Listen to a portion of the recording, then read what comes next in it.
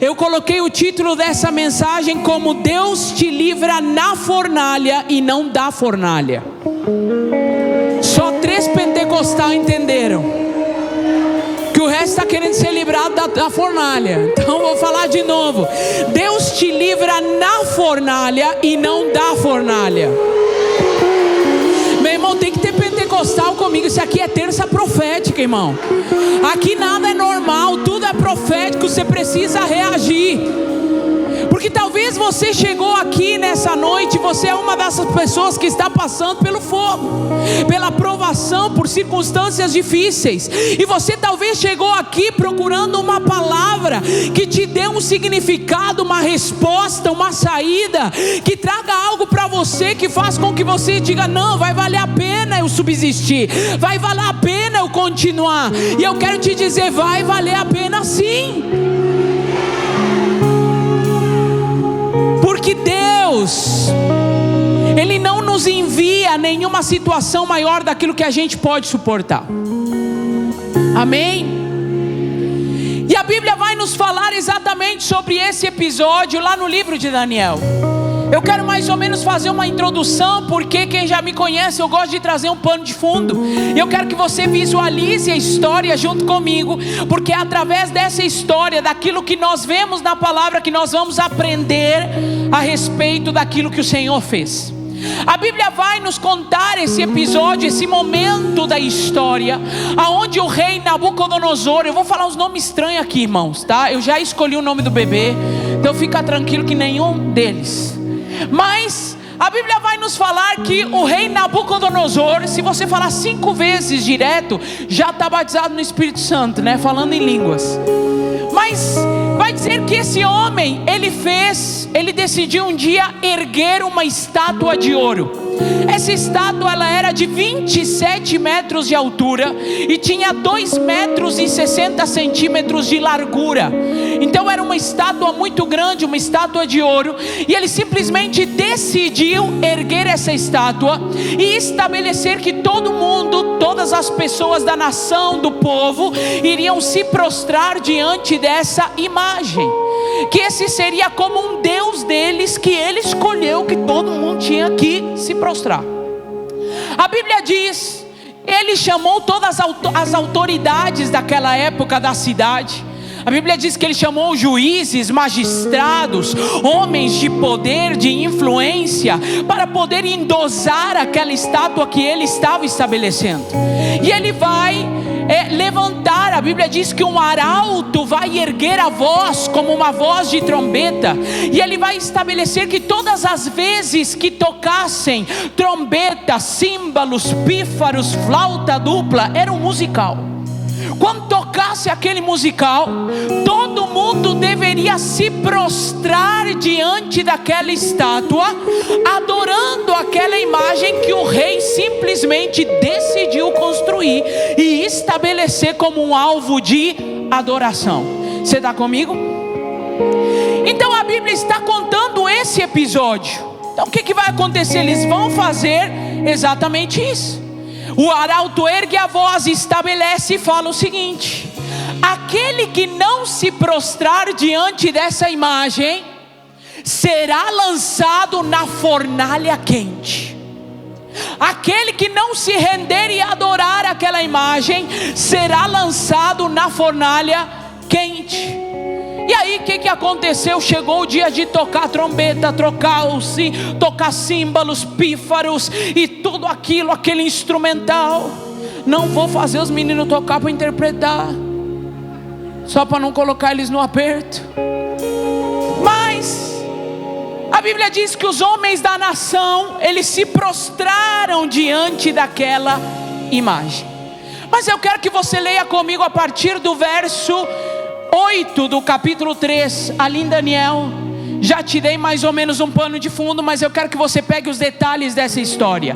Daniel capítulo 3, verso 8 em diante, diz assim: nesse momento alguns astrólogos se aproximaram e denunciaram os judeus, dizendo ao rei Nabucodonosor: ó rei, vive para sempre.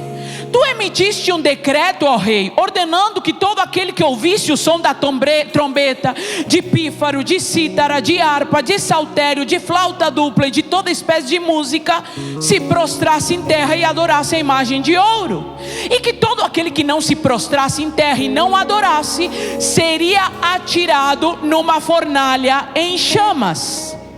Mas há alguns judeus que nomeaste para administrar a província da Babilônia, quem? Sadraque, Mesaque e Abednego, que não te dão ouvidos, ó rei, não prestam culto aos teus deuses, nem adoram a imagem de ouro que mandaste erguer. Ou seja, tem 3 homens que estão fazendo contrário àquilo que você estabeleceu. O texto diz: furioso, Nabucodonosor mandou chamar Sadraque, Mesaque e Abednego. E assim que eles foram conduzidos à presença do rei, Nabucodonosor lhes disse: é verdade, Sadraque, Mesaque e Abednego, que vocês não prestam culto aos meus deuses, nem adoram a imagem de ouro que eu mandei erguer? Pois agora, quando vocês ouvirem o som da trombeta, pífaro, e o musical, se vocês dispuserem a prostrar-se em terra e a adorar a imagem que eu fiz, será melhor para vocês. O que Nabucodonosor está fazendo? Dando mais uma chance, mas já ameaçando, falando: olha, eu vou dar mais uma chance, se vocês ouviram, vai que vocês não ouviram direito, vou fazer tocar, e se vocês se prostrarem, vai ser melhor para vocês. Mas se não a adorarem, serão imediatamente atirados numa fornalha em chamas. E que Deus poderá livrá-los das minhas mãos? Sadraque, Mesaque e Abednego responderam ao rei: ó Nabucodonosor, não precisamos defender-nos diante de ti. Se formos atirados na fornalha em chamas, o Deus a quem prestamos culto pode nos livrar, e Ele nos livrará das tuas mãos, ó rei. Eu amo quando você entende a palavra, meu irmão. Mas se Ele não nos livrar, saiba, ó rei, que não prestaremos culto aos teus deuses, nem adoraremos a imagem de ouro que mandaste erguer. Nabucodonosor ficou tão furioso com Sadraque, Mesaque e Abednego, que o seu semblante mudou. Deu ordens para que a fornalha fosse aquecida 7 vezes mais do que de costume, e ordenou que alguns soldados mais fortes do seu exército amarrassem Sadraque, Mesaque e Abednego e os atirassem na fornalha em chamas. E os 3 homens, vestidos com seus mantos, calções, turbantes e outras roupas, foram amarrados e atirados na fornalha extraordinariamente quente. A ordem do rei era urgente, e a fornalha, pega isso aqui, a fornalha estava tão quente que as chamas mataram os soldados que levavam Sadraque, Mesaque e Abednego, e estes caíram amarrados dentro da fornalha em chamas. Mas logo depois o rei Nabucodonosor, alarmado, levantou-se e perguntou a seus conselheiros: não foram 3 os homens amarrados que nós atiramos no fogo? Eles responderam: sim, ó rei. E o rei exclamou: olhem, estou vendo 4 homens desamarrados, ilesos, andando pelo fogo, e o 4º se parece com o filho dos deuses. Então Nabucodonosor aproximou-se da entrada da fornalha e chamou e gritou: Sadraque, Mesaque, Abednego, servos do Deus Altíssimo, saiam e venham aqui. E Sadraque, Mesaque e Abednego saíram do fogo. E todas as autoridades que estavam ali se ajuntaram em torno deles e comprovaram que o fogo não tinha ferido o corpo deles, nem um só fio do cabelo tinha sido chamuscado, os seus mantos não estavam queimados e não havia cheiro de fogo neles. Disse então Nabucodonosor: Deus seja louvado, louvado seja o Deus de Sadraque, Mesaque e Abednego, que enviou o seu anjo e livrou os seus servos. Eles confiaram nele, desafiaram a ordem do rei, preferindo abrir mão da sua vida e prestar culto e adorar a outro Deus que não fosse o próprio Deus. Por isso, olha aqui, eu decreto que todo homem de qualquer povo, nação e língua que disser alguma coisa contra o Deus de Sadraque, Mesaque e Abednego seja despedaçado e sua casa seja transformada em monte de entulho, pois nenhum outro Deus é capaz de livrar alguém dessa maneira. Aleluia! Então o rei promoveu Sadraque, Mesaque e Abednego na província da Babilônia. Meu irmão, eu podia ter parado aqui já. Você entendeu a história? Você entendeu o que aconteceu aqui? Deus não livrou da fornalha, Ele livrou na fornalha. E é isso que eu quero te falar nessa noite. Eu quero falar sobre princípios de quem está pronto para passar pela fornalha. Princípios de quem está preparado para não morrer na fornalha, mas passar por ela. Queridos, quando nós olhamos aqui esse episódio, a gente precisa entender que nós nunca saberemos qual será o dia aonde nós passaremos por uma provação. Qual será o dia onde nós passaremos por um momento aonde seremos desafiados a viver literalmente o sobrenatural. Nunca saberemos qual será o dia de uma provação que talvez nos supere. Nunca sabemos qual será o dia aonde provavelmente seremos desafiados a ter que provar as nossas convicções. Mas uma coisa eu tenho para te dizer: esse dia sempre chega.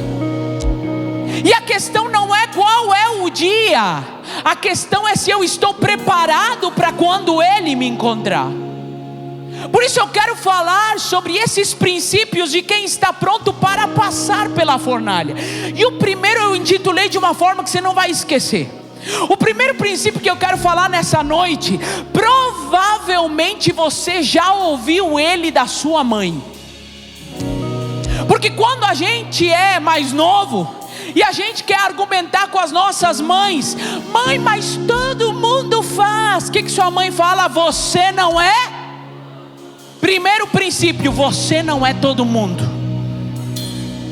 Olha para alguém perto de você, faz que nem pregador, já vai treinando.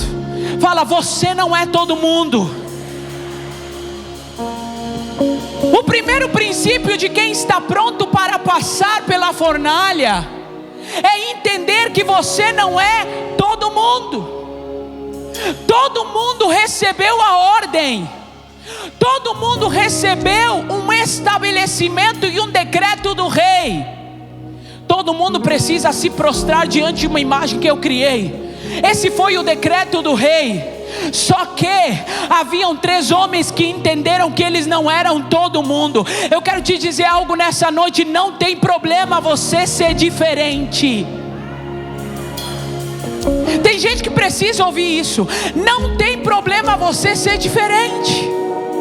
Você não é todo mundo. Aqueles homens não negociaram a verdade. Aqueles homens foram corajosos. Aqueles homens arriscaram a sua própria vida. Aqueles homens se mantiveram erguidos quando todo mundo estava se prostrando. Aqueles homens defenderam a verdade que eles acreditavam.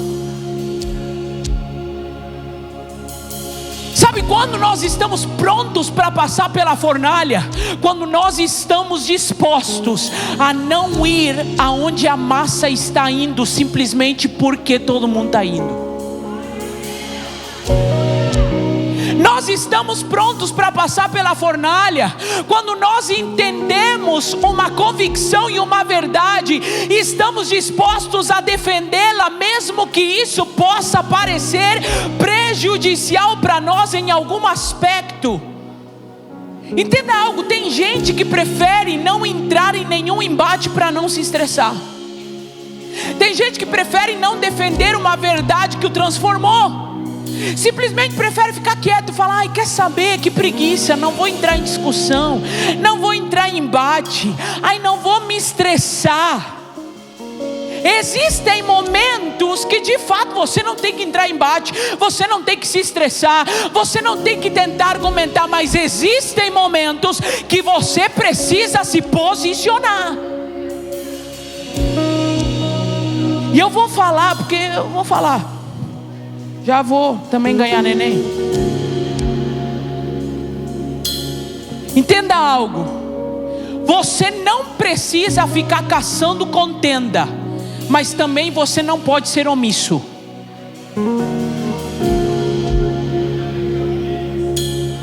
Glória a Deus. Pelo menos uns dois estão felizes. Você não precisa ficar caçando contenda, mas você não pode ser omisso. Sabe por quê? Porque omissão também é uma decisão. Tem muita gente que acha que simplesmente não falar nada, ficar na dele, simplesmente não deixa pra lá. Não, a omissão também é uma decisão. Pilatos, ele teve um momento onde ele poderia ter tomado uma decisão a respeito de Jesus. Só que ele fez o que? Ele falou: vou lavar as mãos, como se lavar as mãos não fosse escolher alguma coisa. Meu irmão, aquela atitude de omissão também era uma decisão. Então você precisa entender que omissão não é o papel de quem carrega uma verdade. Omissão não é o posicionamento de quem entende a verdade, que o alcançou, que o libertou, que o transformou. Esse não é o nosso lugar. O apóstolo Paulo, num determinado momento, ele vai dizer: eu não me envergonho do evangelho, porque ele é poder de Deus. O que ele está dizendo? Eu não tenho problema de me expor e de falar a verdade que transformou a minha vida, transformou a minha história. Agora tem aqueles que têm uma mania, né? Que fala assim: não, eu não sou omisso, é porque eu sou tímido.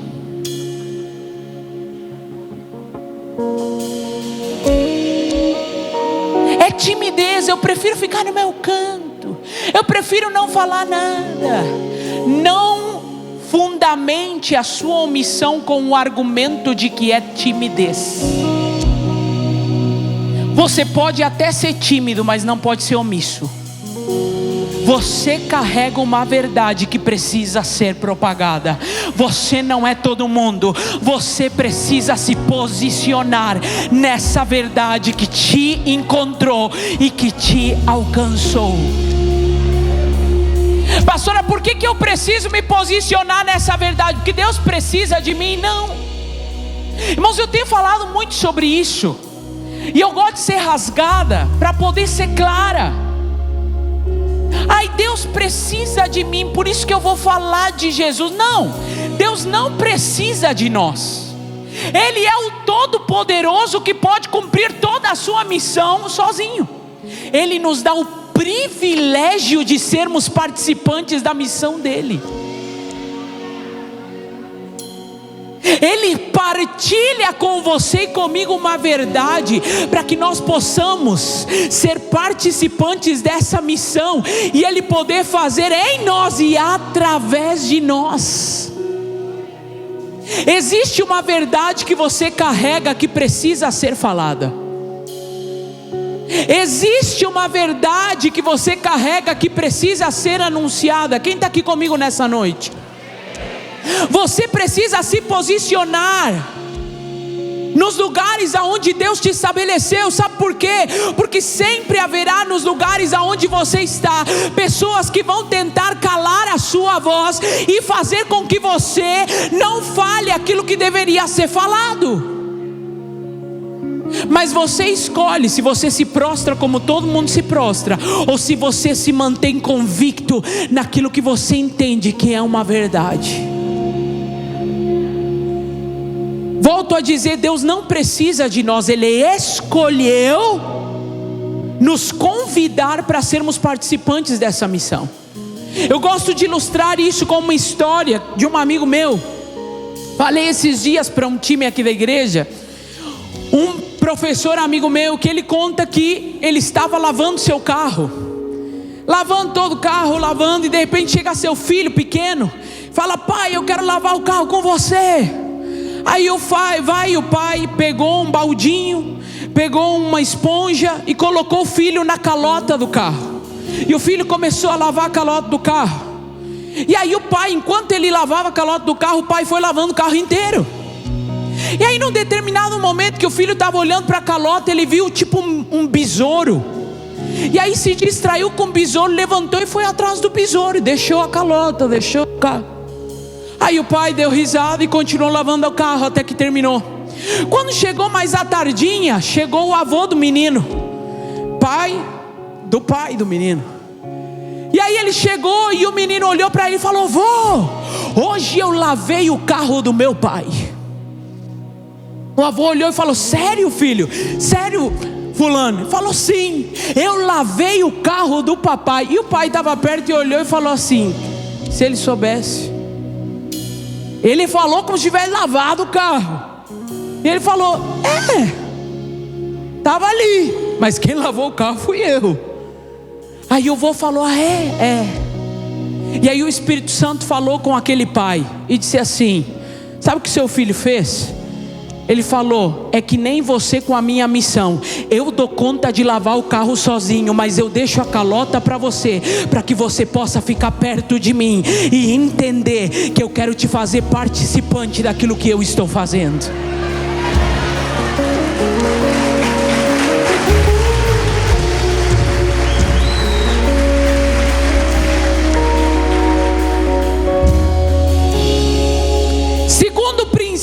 De quem está pronto para passar numa fornalha: você precisa conhecer o caráter de Deus, porque é na fornalha que nós revelamos se nós conhecemos verdadeiramente quem Deus é ou não.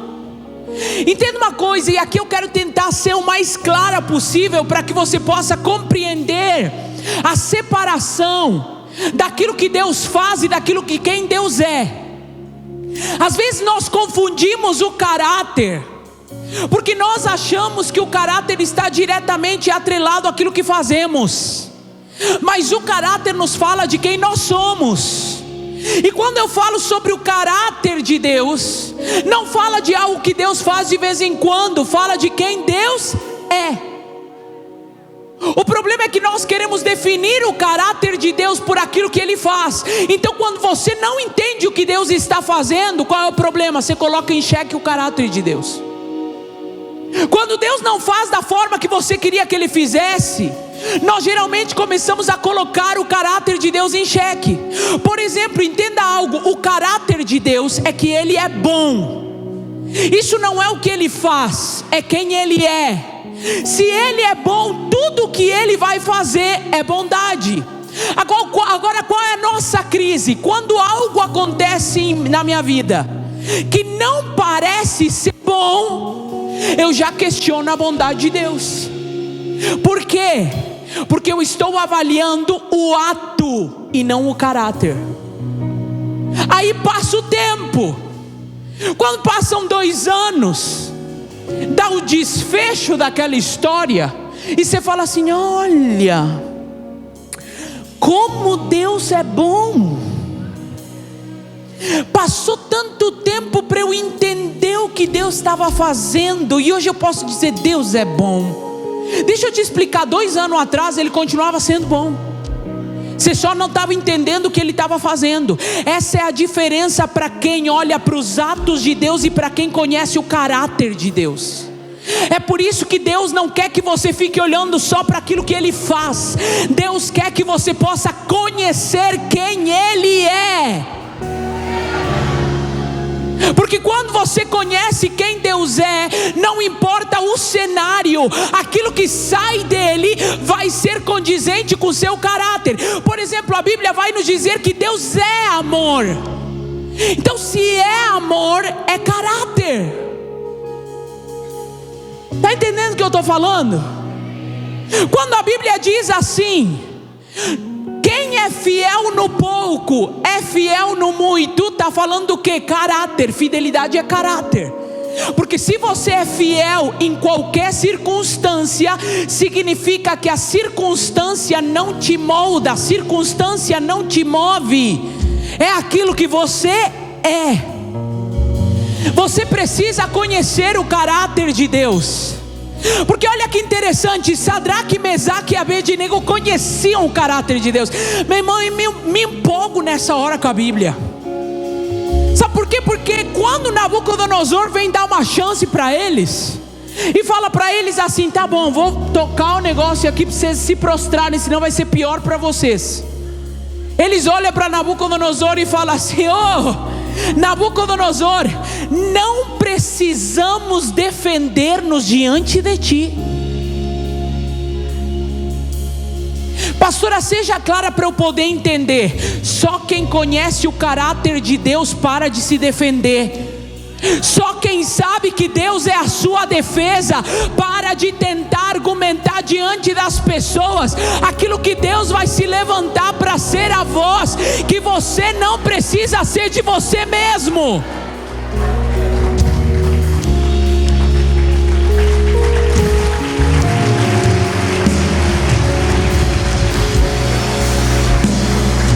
Deixa eu ser clara com você. Você não precisa ficar se defendendo quando Jesus é a sua defesa. Eu estou falando para alguém aqui nessa noite. Você está tentando argumentar, você está tentando se justificar, você está tentando se explicar, e nada do que você está falando está adiantando. Eu vim aqui para te dar uma resposta: silencia, porque quando você se cala, você permite que Deus possa ser a sua defesa.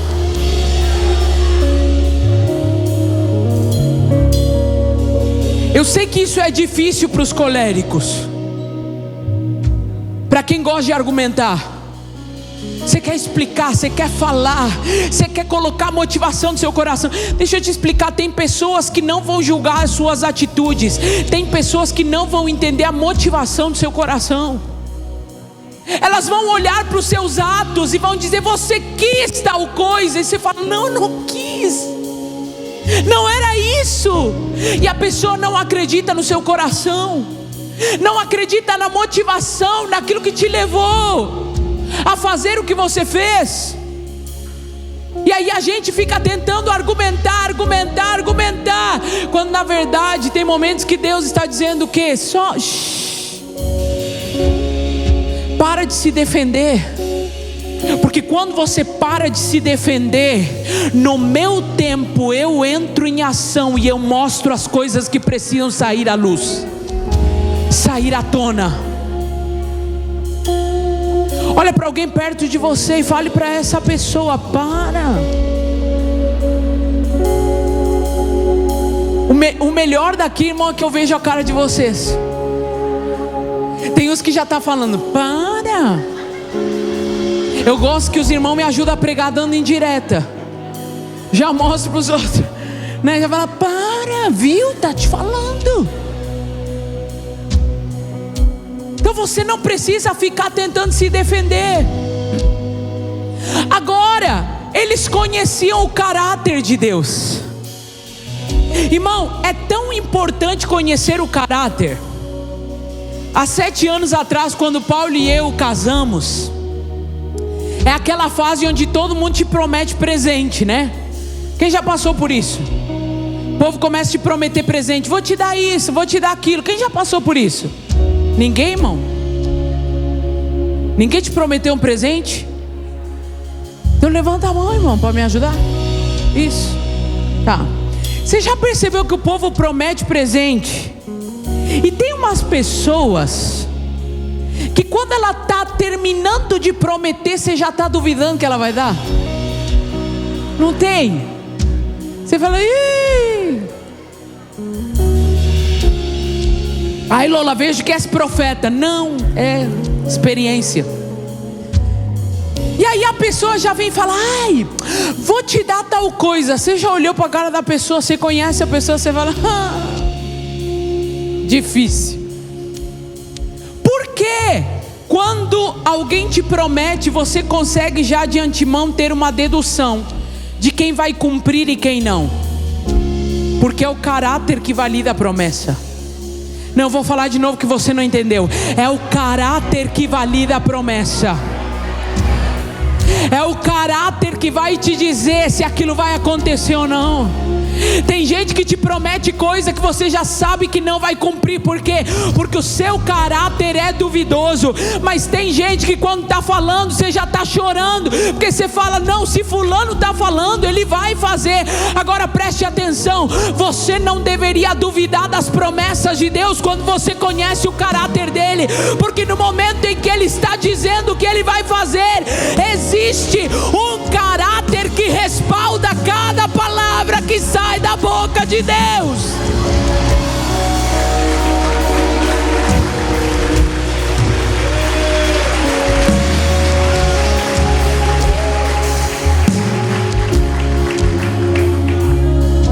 Tem gente que ora e fala, Deus, como é que eu faço para acreditar nas tuas promessas? Eu te respondo, conheça o caráter de Deus.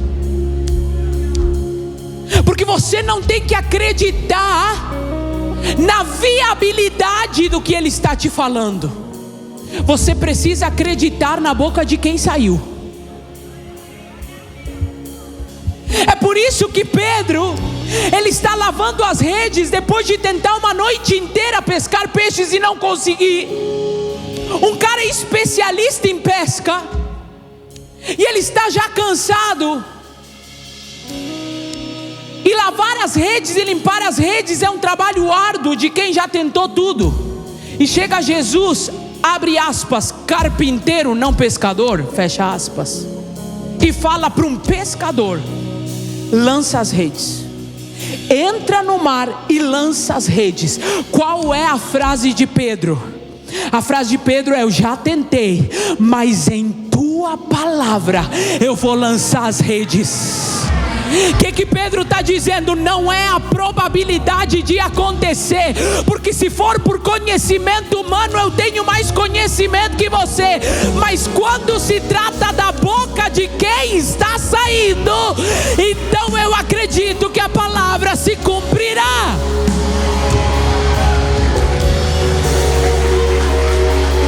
Quem está aqui comigo nessa noite? Meu irmão, não sei o que Deus tem te prometido, mas eu sei de uma coisa: Ele não é homem para que minta, nem filho de homem para que se arrependa. Ele valida as suas palavras com o seu caráter. Conheço o caráter de Deus, e esses homens conheciam o caráter de Deus, porque eles falaram, eu sei que meu Deus tem poder para nos livrar da fornalha, e Ele nos livrará. Só que eles falam uma outra frase, que isso é o que me pega mais. Eles falam, mas se Ele não nos livrar, pastora, o que você está querendo dizer? Você não acabou de falar que Ele pode livrar? Você não acabou de dizer que o caráter dele, Ele cumpre as suas promessas? Sim.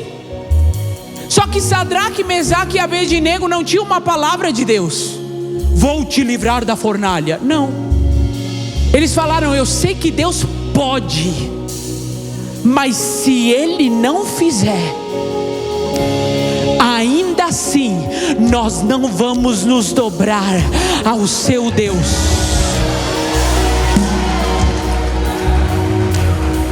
Só esse lado entendeu?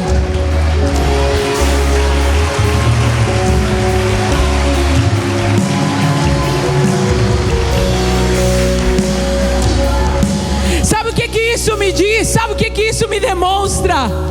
Que esses homens conheciam tanto quem Deus era e amavam tanto quem Deus era, que eles estão dizendo o seguinte: se Deus não fizer da forma que a gente espera que Ele faça, ainda assim Ele continua sendo Deus, ainda assim a gente acredita que Ele é bom. Se Ele não nos livrar, não tem problema, Ele continua sendo Deus, porque nós não o amamos por aquilo que Ele pode fazer, nós amamos por aquilo que Ele é.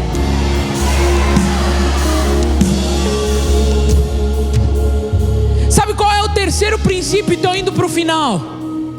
O terceiro princípio de quem está pronto para passar pela fornalha O primeiro é: você não é todo mundo. O segundo é: você precisa conhecer o caráter de Deus. Mas agora, em nome de Jesus, eu oro para que Deus abra a sua visão e você possa entender o que eu vou falar. Terceiro princípio para quem está pronto para passar por uma fornalha: a sua provação te trará a sua promoção.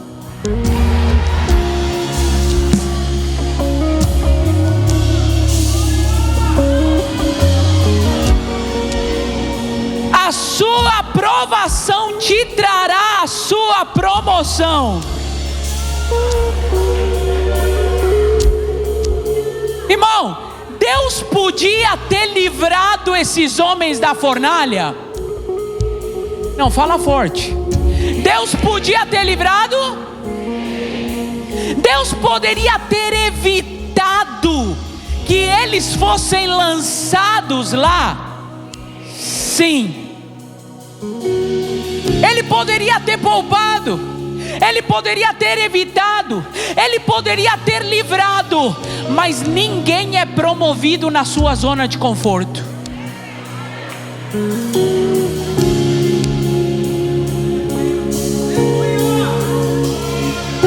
E eu preguei tudo que eu preguei para chegar aqui, nesse ponto aqui. Ninguém é promovido na sua zona de conforto. Somente é promovido quem passa pelo fogo e sobrevive.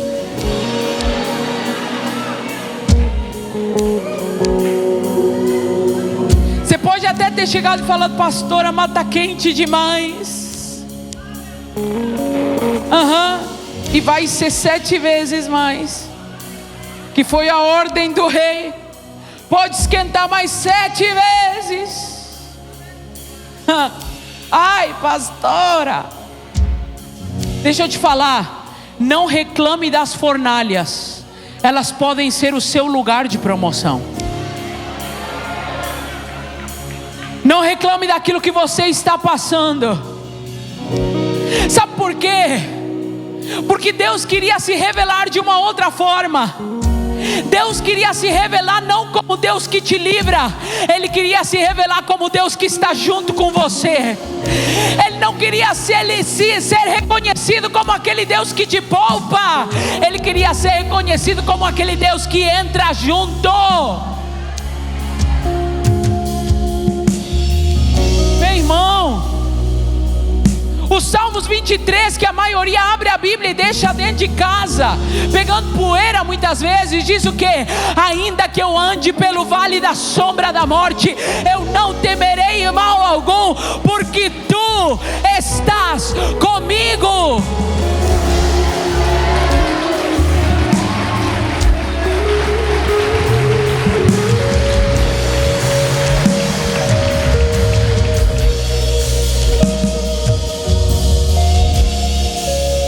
O que Deus está fazendo com esses homens?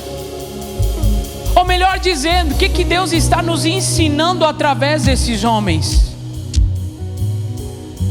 Irmão, vou falar aqui até um pouquinho baixo, para não ser tão.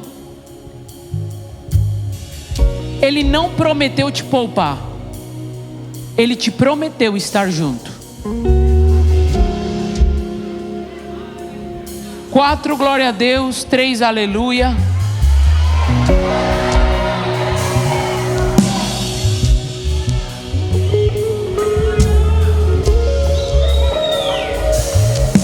Deixa eu falar de um outro jeito para você entender. Não se apegue a um livramento circunstancial, quando o que te livra está caminhando junto com você.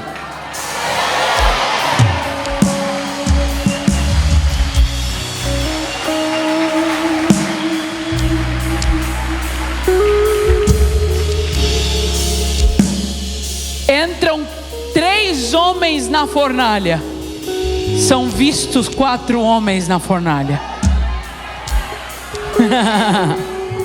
Sabe o que Deus está dizendo para você nessa noite? A situação que você está vivendo não está tão longe, porque eu estou com você. Eu sei o que você está passando, eu sei o que você está vivendo. Irmãos, a gente vai ver isso mais de uma vez na Bíblia. Os discípulos se desesperam dentro do barco: mestre, tem uma tempestade, mestre, acorda, por que você está dormindo? E o mestre levanta e dá uma ordem à tempestade e fala o que? Aquieta-te, cala-te, emudece. E tudo se aquietou. Por que aqueles discípulos entraram em desespero? Porque eles esqueceram de um detalhe: Jesus está no barco. Se Jesus está no barco e consegue dormir, por que eu estou preocupado com o livramento, quando aquele que me dá liberdade está junto comigo no barco?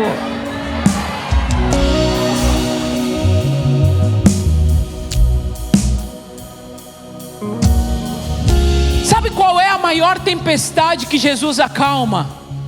Não foi a tempestade de fora, foi a tempestade de dentro. E Deus te trouxe aqui nessa noite para acalmar a tempestade de dentro. De repente você está afobado, de repente você está aflito, você chegou aqui nessa noite com uma tempestade, você chegou e você sente que a fornalha está cada vez mais quente. Você está talvez perguntando para Deus e dizendo: Deus, quando que o Senhor vai me livrar? Quando vai mudar esse cenário? Quando as coisas vão ser transformadas? Me tira dessa situação. Eu não aguento mais, eu quero sair dessa situação. Irmão, não é para te desanimar não, mas talvez Deus não vai te tirar da situação. Nenhum glória. Também não precisa dar glória por compromisso não. Talvez Deus não vai te tirar da situação, Deus não vai te livrar da situação, mas Ele vai se revelar a você na situação, e Ele irá te promover na situação. Porque no meio da situação, todos irão observar que tem um quarto homem na fornalha. Tem um quarto homem na fornalha. Tem um quarto homem na fornalha.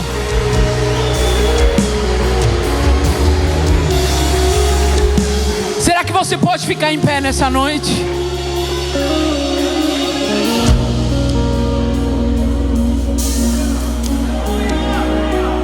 Ele está contigo, meu irmão. Ele não te abandonou, Ele não te largou. Ele não está surdo para suas orações.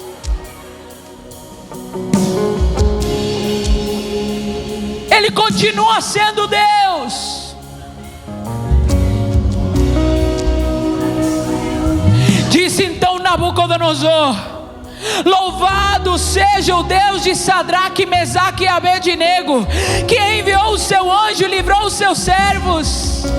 Eles confiaram nele, desafiaram a ordem do rei, preferindo abrir mão da sua vida e prestar culto e adorar a outro Deus que não fosse seu próprio Deus. Quarto e último princípio: sua fornalha é para a glória de Deus. Sua fornalha é para a glória de Deus. Disse o rei: por isso eu decreto que todo homem de qualquer povo, nação e língua que disser alguma coisa contra o Deus de Sadraque, Mesaque e Abednego seja despedaçado, pois nenhum outro Deus é capaz de livrar alguém dessa maneira.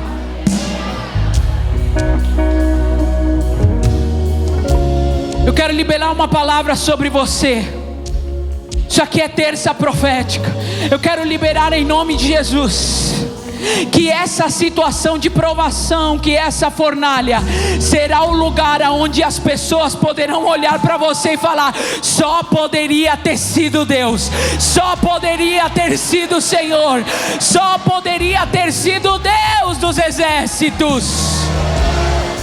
Ela não sucumbiu, Ele não esmureceu, ela não parou, Ele se reergueu.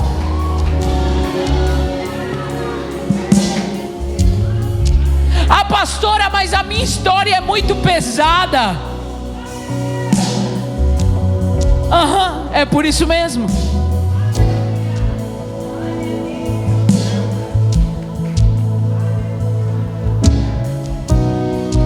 Mas tudo para mim é tão difícil.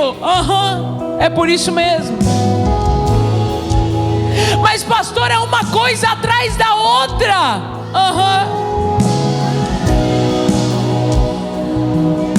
Pastora, quando eu acho que eu vou sair, parece que vem outra coisa. A fornalha ainda não está tão quente. Ela está aquecendo. Sim, pastora, mas tem gente que já morreu com o fogo da fornalha. Mas você não vai morrer. Você não vai morrer. Você não vai sucumbir. Teve gente que não suportou o fogo, porque não tinha o quarto homem da fornalha.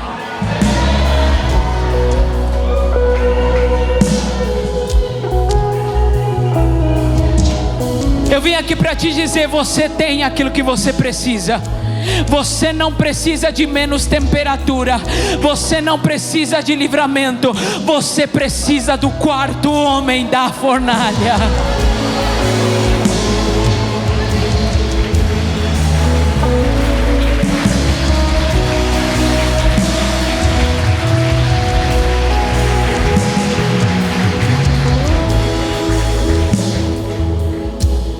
O dia que Deus falou comigo que eu tinha que pregar sobre isso, Deus falou comigo através de uma música.